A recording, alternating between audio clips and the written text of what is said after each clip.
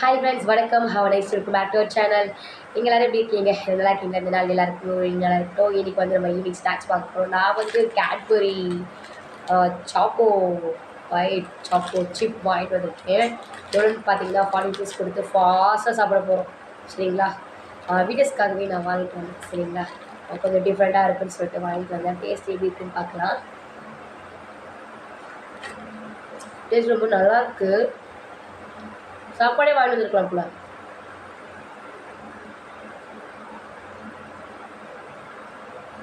சூப்பராக இருக்கு.